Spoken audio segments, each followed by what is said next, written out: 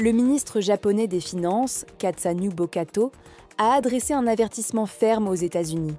Si le Japon continue d'être traité avec mépris dans les négociations commerciales, il pourrait envisager une option nucléaire en vendant massivement ses bons du Trésor américain, dont il détient plus de 1000 milliards de dollars. Cela pourrait provoquer un effondrement des marchés financiers américains. Le Japon demande donc à être traité avec respect et dignité. Tokyo a exprimé son mécontentement face à la façon dont les États-Unis présentent leurs propositions commerciales, bien qu'un accord commercial ait déjà été conclu entre les deux pays en 2018 sous Donald Trump. Aujourd'hui, le Japon rejette la nouvelle proposition américaine, estimant qu'elle est injuste et déséquilibrée. Malgré les affirmations répétées de Trump sur une entente imminente, aucun accord n'a vu le jour. Le Premier ministre japonais Hashiba a clarifié la position de son pays le 21 avril 2025.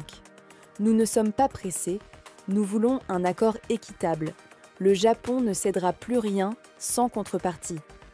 Les rumeurs parlent désormais de négociations qui pourraient durer plusieurs semaines.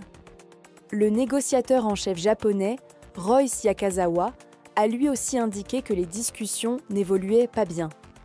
Le gouvernement Hashiba envisage d'utiliser sa position de créancier majeur des États-Unis comme levier stratégique. Cette tension soulève une question. Si même un allié comme le Japon nous traite ainsi, que pense le reste du monde ?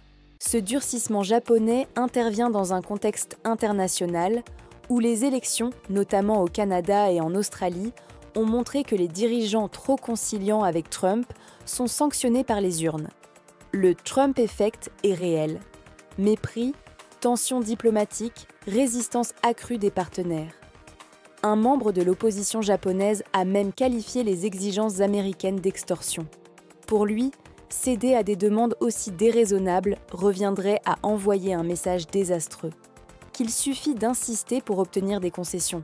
Il avertit, ne pas céder, même face à la pression. D'autre part, des informations internes laissent penser que l'administration Trump manipule la bourse avec de fausses annonces de futurs accords commerciaux, profitant aux élites tout en dupant les citoyens. Le porte-parole japonais Kitamura Toshiro, en visite aux Philippines, a réaffirmé que Tokyo espérait une solution équilibrée qui bénéficierait aux deux pays, mais aussi à l'économie mondiale. Il a rappelé que les mesures tarifaires américaines pourraient nuire au commerce international et au système de libre-échange. Rahm Emanuel, ancien ambassadeur des États-Unis au Japon, a souligné que le Japon est l'ISOCO le plus grand investisseur étranger aux États-Unis et un partenaire stratégique majeur en Asie.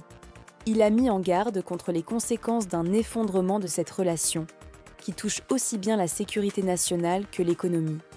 Enfin, une lettre de la Chine adressée au Premier ministre japonais appelle à une réponse commune face aux mesures de Trump, un rappel de la diplomatie coordonnée que menait l'ex-président Biden. La Chine, la Corée du Sud et le Japon discutent désormais ensemble, un signe que l'isolement américain pourrait s'aggraver.